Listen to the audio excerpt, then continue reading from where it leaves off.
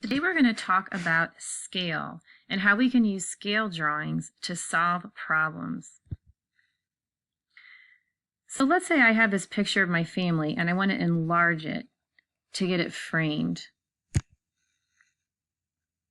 I took it to one photo place and look at this result that I got. They made us all squished together. And I took it to another photo place and this is the result that I got. What's wrong with those two enlargements? What did the people at the photo place do wrong? Well, what happened is whenever you want to take something and make it either bigger or smaller, if you want it to still look the same, you have to make sure that you either increase or decrease all their measurements by exactly the same size or by the same number. That number that you use to kind of increase or decrease something is called a scale, and that's what we're going to focus on today. So go ahead and follow along with your notes and take notes as we go along. The scale is the ratio between two sets of measurements. It shows how the dimensions in a scale drawing or a model relate to an actual object. For example, a map uses a scale to represent miles. I'm sure that some of you have seen a map before where they give you like a legend that says, for instance, like up here at the top, every inch represents, in this case, 4 miles. So if you took a ruler and you laid it out along two different towns, you could measure how many inches it is and figure out how many miles it actually is in between the two towns. So this map is similar to what the real world looks like. It's just smaller so that we can study it and look at it. What do you think the difference is between a scale drawing and a scale model? Well, a scale drawing is a proportional two-dimensional drawing, so the key is it's two-dimensional, of an object. It is similar to the object it represents. So for example, the map. The map right here is similar to the actual real world. It's just smaller so that we can use that to study. A scale model is a proportional three-dimensional model of an object, and it is also similar to the object it represents. For example, like a model train or an airplane as shown here. So we can study this, we can hold it in our hands. Compared to a real airplane, we could never do that. All right, what we're going to do is we're going to use scale today to help us solve some problems. And again, because scale helps to keep everything proportional, we're going to use a proportion to help us find a missing distance on a map. So let's say you want to travel from Pittsburgh to Perryopolis, and on the map it is 2 inches. I want to figure out what the actual distance is. So up here at the top, we're going to use this information. This is called our scale. 1 inch is 20 miles, and we're going to make a proportion.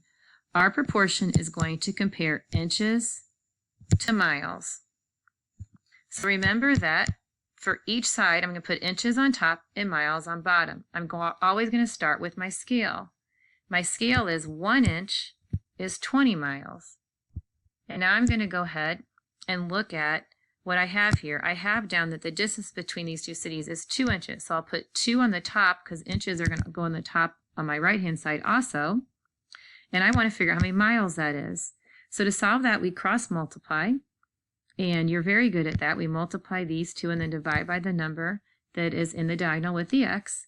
And so you get that the actual distance is 40 miles. Let's do the same thing with the next one. So we're going to compare inches to miles, and we're going to start off our proportion, our scale is 1 inch is 20 miles. This time I want to figure out what 1 3/4 inches is. So maybe that's one you couldn't do in your head unlike the last one. So I'm going to put 1 3/4 over x. And now when I cross multiply, I get that the actual distance is 35 miles.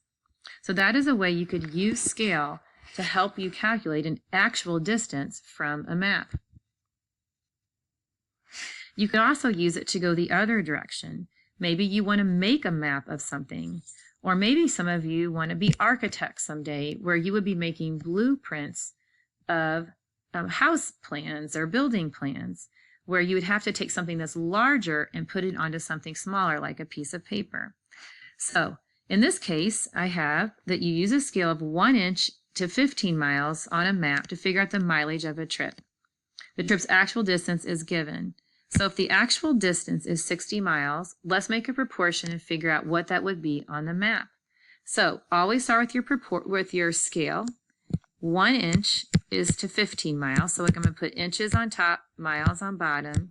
Now this time I don't know the inches, but I know the miles is 60. So again, cross multiply, which means multiply these two and divide by 15. And you get that the actual distance then, the map distance is 4 inches. So if you were going to make a map between two cities that were 60 miles apart, you would make it 4 inches apart on your paper. Go ahead and hit pause and do the next two problems, and then we'll check in. Okay, go ahead and check your work to these next two problems here and see how you did. You should have, on the second one, the map distance is 20.4 inches, and on the third one, you should have 45 inches. Now let's see if we can apply this to an area of something. This next problem says the floor plan of a rectangular classroom measures 3 inches by 4 inches. Okay, so let me go ahead and put that in. So let's say this is 3 inches and this is 4 inches. If the scale is 2 inches equals 5 feet, what are the actual dimensions of the classroom? So take a minute, maybe hit pause and think about how you might going about figuring out what the actual dimensions are. So what is this 4 inches in terms of feet, and what are these 3 inches in terms of feet? Go ahead and hit pause and then come back. Okay, so what we need to do this time, since we're changing each dimension into feet, we're going to have to make two proportions. So we start off with the scale. Again, the scale tells us how they compare. So I'm going to compare inches to feet, and I have 2 inches is to 5 feet as 3 inches is to x feet. And then I would go ahead and cross multiply. And when you cross multiply, you're going to have 15 divided by 2, so that is 7.5 feet. So that is my first dimension. Now I'm going to go ahead and do the same thing for my next one, the 4 inches. So again, I use my scale. 2 inches is to 5 feet, as 4 inches is to x feet. And when I cross multiply here, I have 5 times 4 is 20. I divide that by 2, and I get x equals 10. And so this is 10 feet. So the dimensions, or the actual dimensions of the classroom, are 7.5 feet by 10 feet. And the scale helped us to figure that out. The final thing that I want to show you in this video is how do you actually find what the scale is. So you have to remember what the definition of scale is. Scale is a comparison of a model of something to the actual dimensions. So looking at this example, it says find the scale. Strawberry Point, Iowa has a scale model of a strawberry that is 15 feet tall. If the actual height of the strawberry is 1.5 inches, what is the scale of the model?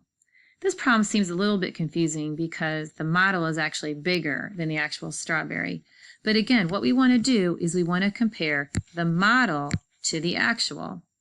So the model is 15 feet and the actual is 1.5 inches.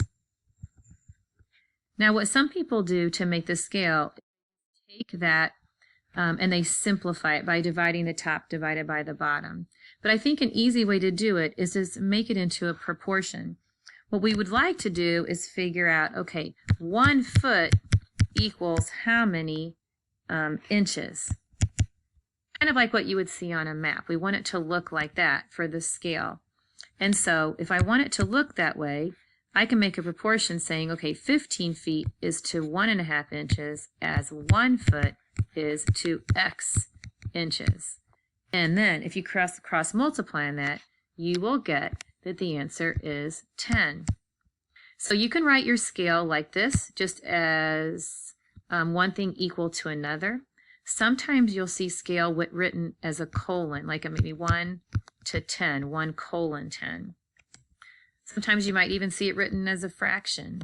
But this is kind of a cool way to make your scale to where it works out nice, where the first unit is 1, and then you can figure out 1 of how many feet equals, or 1 foot equals how many of the second unit. All right, let's use that same idea to find the scale. In this case, it says a scale model of a roller coaster. The highest hill has a height of 6 inches. If the actual height of the hill is 210 feet, what is the scale of the model? All right, so what we want to do is we want to compare the model to the actual. So in the model, the height is 6 inches, and the actual height is 210 feet. So I have inches compared to feet, which is 6 to 210. What I want to do is I want to change that into a scale that's a little bit nicer form.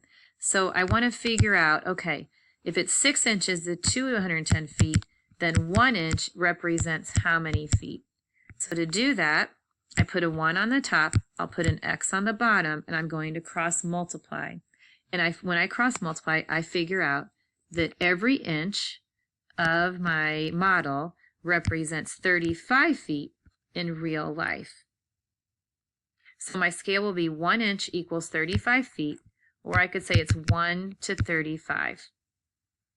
Sometimes people will just say the scale as a multiplier, which in this case, the multiplier would be 35, which means you would take every dimension and multiply it by 35 to get what the actual dimensions are.